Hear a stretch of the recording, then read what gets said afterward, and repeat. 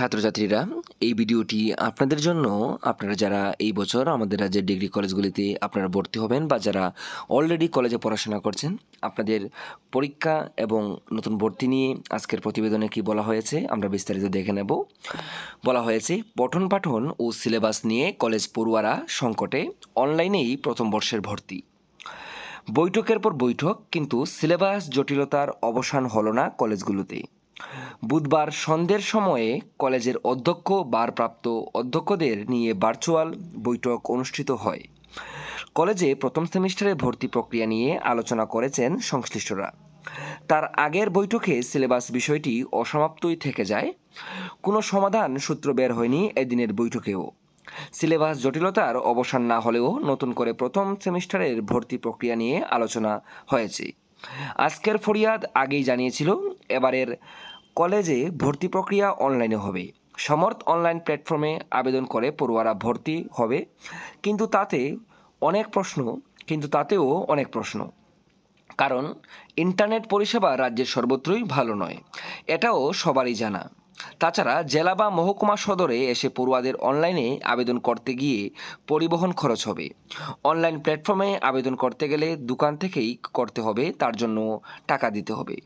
আরও জানা গেছে, সমর্থ অনলাইন প্ল্যাটফর্মে আবেদন করার সময় পছন্দের 10টি অপশন থাকবে। কলেজও বিষয় নিয়ে পড়ুয়ারা এভাবেই পছন্দ অপশনে গিয়ে উল্লেখ করবে। তাতে পরবর্তী সময়ে তালিকা তৈরি হলেও ভর্তি প্রক্রিয়ায় জটিলতার সৃষ্টি হবে বলেও একটা মহল মনে করছে। তাছাড়া নয়া জাতীয় শিক্ষানীতি 2020 লাগু হয়েছে গত বছরই। এবারও নীতিমালায় ভর্তি করানো হবে, পঠন পাঠন চলবে, কিন্তু কলেজগুলোই বর্তমান সমস্যা চলছেই, সমাধান নেই। সব সিলেবাসই আসেনি কলেজে, তার সঙ্গে শিক্ষক সংকট তীব্র। সেই সঙ্গে পিজি কোর্স চালু কলেজে আরও সমস্যা। পিজি কোর্স চালু হলেও অধ্যাপক নেই, গেস্ট লেকচারার দিয়ে চলছে। পিজি কোর্স পড়ুয়ারা মহাসংকটে পড়েছে। এটাও ঘটনা। আগের 22টি সাধারণ ডিগ্রি কলেজগুলোতেই দীর্ঘ বছর ধরে শিক্ষক সংকট। 2017 সালের পর তা আরও ভয়াবহ রূপ নিয়েছে। পরপর বামফ্রন্ট সরকারের আমলে অধ্যাপক নিয়োগ সিদ্ধান্ত নেওয়ার পর সব প্রক্রিয়া সম্পন্ন হলে তাও বাতিল হয়ে যায়। এরপর অধ্যাপক নিয়োগ হলেও চাহিদার তুলনায় অনেক কম। এখন কলেজের সংখ্যা বেড়ে 25টি। দেখা গেছে পুরনো কলেজের মতোই অতিথি অধ্যাপক দিয়ে চলছে কলেজের পঠন পাঠন। গত কয়েক বছরে কলেজের অধ্যাপক শূন্যপদ পূরণ দূরের কথা, চাহিদার কাছাকাছি সংখ্যাও নিয়োগ হয়নি অধ্যাপক, যার দরুন পরিস্থিতি এখন ভয়াবহ। এটাও সবার কাছে পরিষ্কার, 2023 সালেই জাতীয় শিক্ষানীতি 2020 লাগু হয়েছে। এখন অবধি 25টি ডিগ্রি কলেজের পঠন পাঠন সেই নীতিমালায় চলছে, কিন্তু তার জন্য পরিকাঠামো সহ প্রশিক্ষণ দরকার, তাও নেই। উল্লেখ্য, 2023 সালের 9 জুন মুখ্যমন্ত্রী তথা শিক্ষামন্ত্রীর উপস্থিতিতে টাউন হলে এক আয়োজনে এর সূচনা হয়েছিল। কলেজ প্রতিনিধিদের উপস্থিতিও ছিল সেদিন। নতুন শিক্ষানীতি চালু হলো, অথচ একটি যথাযথ পাঠ্যক্রম বা সিলেবাস কাঠামো তৈরি করা হয়নি এখনও। দুটি বিশ্ববিদ্যালয়ের পাশাপাশি উচ্চশিক্ষা দপ্তরের ভূমিকাও উদ্বেগের। মে মাসে পরপর কয়েকটি বৈঠক হলো, কখনো সশরীরে কলেজ অধ্যক্ষ, ভারপ্রাপ্ত অধ্যক্ষদের ডাকা হয়েছে এ বৈঠকে। বুধবারও ভার্চুয়াল বৈঠক অনুষ্ঠিত হয় উচ্চশিক্ষা দপ্তরে। আসন্ন কলেজে ভর্তি প্রক্রিয়া নিয়ে আলোচনা করেছে সংশ্লিষ্ট সবাই, কিন্তু জাতীয় শিক্ষানীতি 2020 চালুর পর গত প্রায় এক বছরে যেসব সমস্যার সম্মুখীন কলেজ কর্তৃপক্ষ, তারও সমাধান হয়নি। এখনও সিলেবাস জটিলতার অবসান হলো না। পরবর্তী যুগ্ম সেমিস্টার শুরু হবে 24 জুন থেকে, এমনই আভাস দিয়ে রেখেছে ভার্সিটি কর্তৃপক্ষ। ত্রিপুরা বিশ্ববিদ্যালয় থেকে একটি অপরিকল্পিত, অসম্পূর্ণ ও পারস্পরিক সঙ্গতিবিহীন পাঠ্যক্রম বা সিলেবাস কলেজগুলোতে পাঠানো হয়েছে 2023-24 শিক্ষাবর্ষে। এমনই অভিযোগ উঠল সংশ্লিষ্ট মহলে। তার খেসারত দিতে হচ্ছে পড়ুয়াদের। জানা গেছে, জাতীয় শিক্ষানীতি 2020 মূল প্রতিপাদ্য বিষয়ের সঙ্গে অনেকাংশে সামঞ্জস্যপূর্ণ নয় বর্তমান সিলেবাস। জাতীয় শিক্ষানীতি 2020 এর কাঠামো অনুসারে স্নাতক স্তরের কোর্স 3, 1 ও 4 বছরের।